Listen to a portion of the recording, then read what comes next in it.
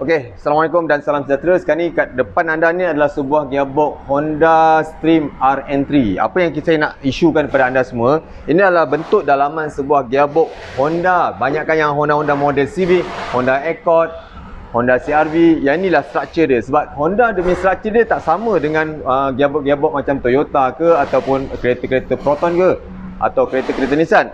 Struktur Honda lebih kurang berada independent punya struktur. Tengok keadaan dia macam mana. Jadi sekarang ni saya nak tunjuk kepada anda macam mana saya nak test pressure dalaman gearbox untuk model Honda Stream RN3 ni. Jom kita tengok. Jadi anda rapat sikit. Ini sekarang ni kerja-kerja kita nak buat overhaul gearbox Honda Stream ni. Sebelum kerja-kerja overhaul atau rombakan seterusnya kita akan buat, kita akan buka housing dia dan kita akan buat pressure test dulu pada bahagian dalam gearbox ni. Dia punya 1, 2, 3, 4, 5. Macam mana kita buat pressure test? Jom kita tengokkan. First kali, bahagian bawah ni dulu. Okey. Kita akan masukkan bahagian angin, pada bahagian lubang ni. Okey.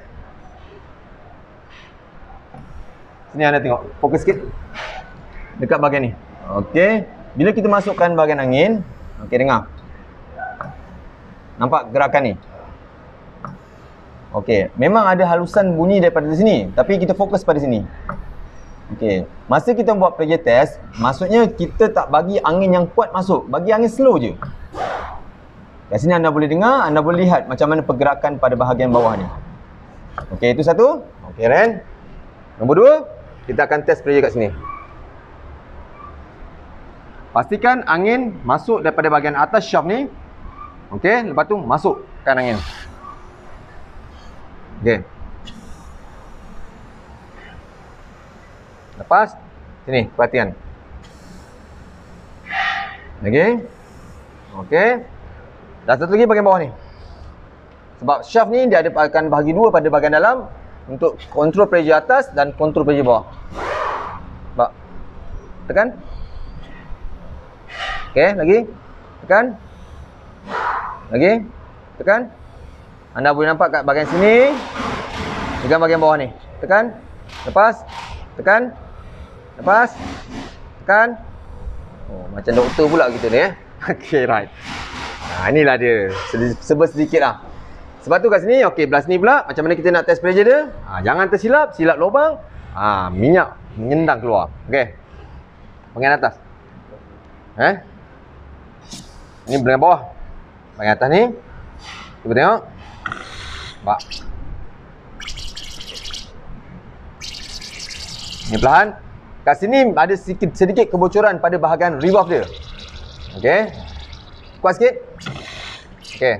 Tekan. Okey. Bila tekan, anda akan dengar satu bunyi agak kasar sikit. Okey. Lagi sekali. Dengar bunyi kasar dia. Atau bunyi angin keluar. Okey, satu lagi sekejap Okey, faham? Okey. Maksudnya kat bahagian ni tak ada kebocoran bahagian oil seal shaft dia, tapi ada kebocoran pada bahagian dalam dia. Dalam ni ada kebocoran sebab dengar bunyi angin agak kasar sikit, agak kuat bunyi angin tu. Okey. Right. Okey, bahagian bawah ni pula. Okey. Sama juga, masukkan angin. Okey, anda dengar?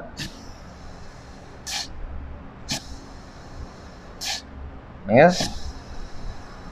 Okey, lagi. Okey, dengar. Okey, stop. Okey, kat sini kita boleh nampak perbezaan antara bila kita masukkan angin pada bahagian dalaman gearbox ni. Pressure ni kita akan masukkan. Jadi kat sinilah kita akan test dulu pressure dulu sebelum kerja rombakan berlaku ataupun kerja-kerja tukar dia punya clutch set dia, tukar dia punya piston seal dia, tukar dia punya o-ring, tukar dia punya fiber ring. Sebelum buat apa-apa tindakan, kita akan buat pressure test dulu. Kat sinilah perkongsian daripada saya untuk cek dalaman gearbox Honda Stream RN3. Jom coba keluar kejap Okey. 1, 2, 3. Okey. Barulah kerja-kerja rombakan akan dibuat. Housing ni kita tolak tepi dulu. Tolak dulu tepi. Okey. Dalam gearbox Honda ada drive burn dan drive. Maksudnya Batang shaft input, batang shaft output. Bahagian transfer gear dia. Okay. Structure Honda ni dia lebih, orang kata, syok tengoklah dalaman dia. Dia punya structure dia memang cantik. Jadi, kita akan buka ni. Main sini. Nampak kat sini. Ada o-ring dia. Bahagian ni ada o-ring. Nak rombak gearbox memangnya senang bang weh. Tapi kerja-kerja membersihkan balik benda tu lah kena berhati-hati. Pemasangan semula tu lah kena hati-hati sikit. Jangan main skip job. Getah-getah o-ring-o-ring pastikan dalam keadaan yang okey. Seal dia.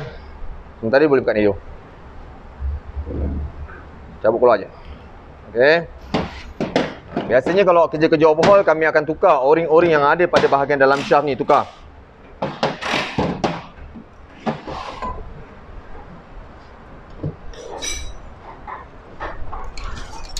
Kat sinilah peluang anda untuk melihat dalaman sebuah gearbox model-model konvensional Honda ni. Ni kelas dia. Kelas cantik lagi. Kalau tengok pada permukaan kelas dia elok lagi, tak terbakar pun. Tapi disebabkan masalah pressure tak cukup je yang jadi isu benda ni. Satu. Tekan dulu. Okey, kita buka pula yang bahagian yang bawah ni pula. Okey.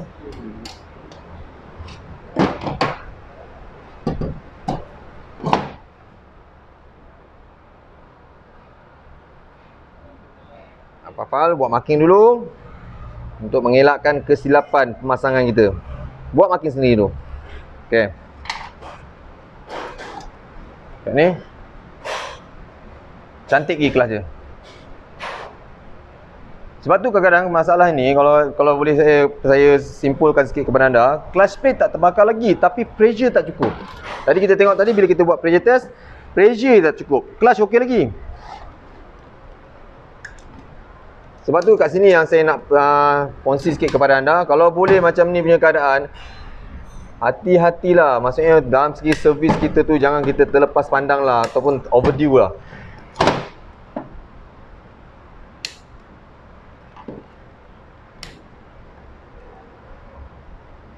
Cantik je kelas dia. Bahagian belakang ni pula cantik je. Buka memang cepat lah. Pasang, masa nak pasang tu kena betul-betul detail lah. Jangan kita main hentam terabur je. Sebab kalau kesilapan, sedikit kesilapan berlaku akan menyebabkan kita punya gangguan pada pressure kita. Bila kita test pun jadi tak sedap kereta ni, pressure tak cukup. Okey. Kalau ikutkan pada kita tengok bahagian clutch dia okey lagi. Tapi sebabkan getah-getah dah mula keras.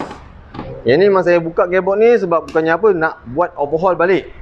Kita nak tengok dalaman gearbox macam mana keadaan. Isu dia seal keras je ataupun getah dia. Getah je.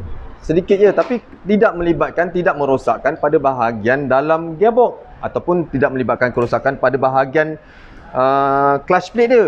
Cuma getah je. Jadi kat sinilah yang pentingnya penggunaan ataupun cara kita servis kenderaan kita. Janganlah main pakai je tak nak servis, sebab getah atau seal ataupun pressure ni dipengaruhi oleh satu, cara kita maintenance kenderaan kita, cara kita menjaga kenderaan kita. Cukup masa kita servis tak?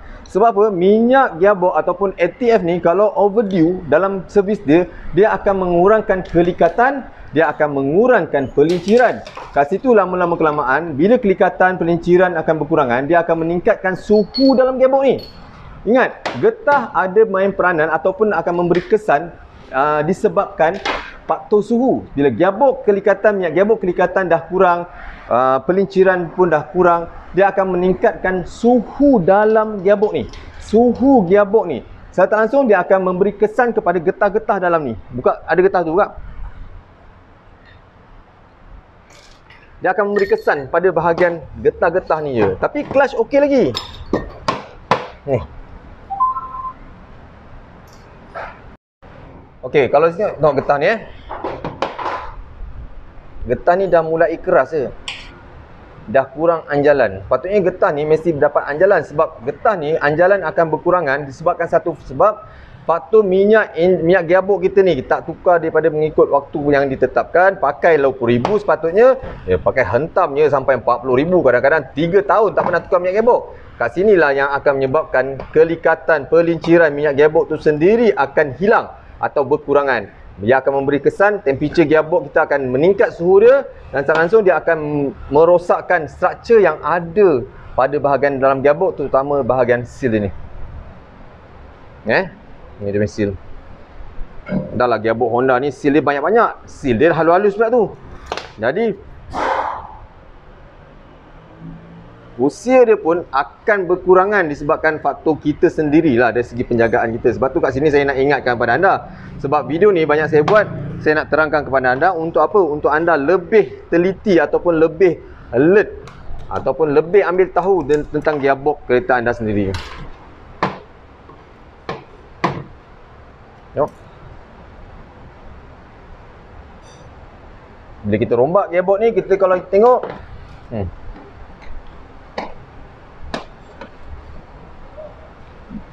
friction plate atau clutch plate dia masih dalam keadaan okey lagi. Tapi disebabkan getah sikit ni masalah. Getah ni isu je. Jadi kita terasa pertukaran gear kita tak smooth. Masuk gear pun rasa macam ada melonjakan sedikit. Lepas tu kita terasa bila kita membukit, kereta kita hilang power. Padahal tengok enjin tak ada isu. Tapi kita punya dalaman gearbox ni tak dapat memberikan tenaga untuk menggerakkan kereta kita dalam keadaan yang sempurna. Kat sinilah yang saya nak sampaikan kepada anda semua berkenaan dengan penjagaan dalaman gearbox kita. Minyak gearbox tukarlah.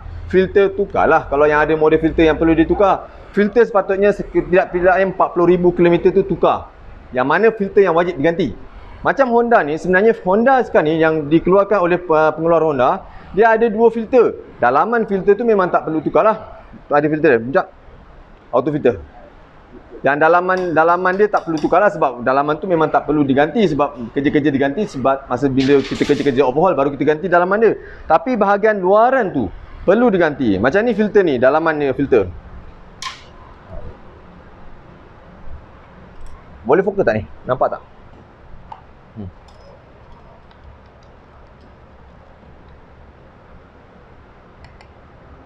Ni filter dia. Ni cartridge dah dalaman filter ni. Dan ini filter yang duduk pada dalam gearbox, memang tak boleh diganti lah. Dah ganti maksudnya bila perlu diganti bila kerja-kerja overhaul. Tapi dalam bahagian luaran ni filter dia ada. Tukarlah filter tu, 40,000 tukar. Minyak gearbox recommend saya, kalau kereta yang dah lebih usia 5 tahun ataupun dah lebih usia 100,000 km, setiap 20,000 tukar. Setiap 20,000 ataupun setahun sekali tukar minyak gearbox ni. Filter setiap kali 20,000, filter setiap kali 40,000 dan minyak gearbox setiap kali 20,000 untuk conventional punya gearbox. Jadi kat sinilah dia akan memanjangkan tempoh hayat gearbox anda. Dan satu lagi, biasanya saya kalau customer yang datang servis kat saya mesti akan masukkan JB Auto Loop ni, transmission treatment JB Auto Loop ni. Sebab apa? Untuk membantu melembutkan balik seal-seal yang dah keras. Yang bawah 60%. Kalau dah keras macam ni, dah agak lebih daripada 60%, tak boleh buat apa. Memang kena overhaul pun. Jadi kat sinilah yang lebih kepada, kalau ada masalah awalan, guna treatment JB Auto Loop ni. Untuk apa? Untuk melindungi, merawat balik seal-seal ataupun meningkatkan balik pressure yang ada pada dalam gearbox ni. Sekurang-kurangnya, anda boleh memanjangkan usia gearbox kereta anda. Sayangi gearbox anda, sayangi duit anda, sebab ini belanja ni anda yang keluar.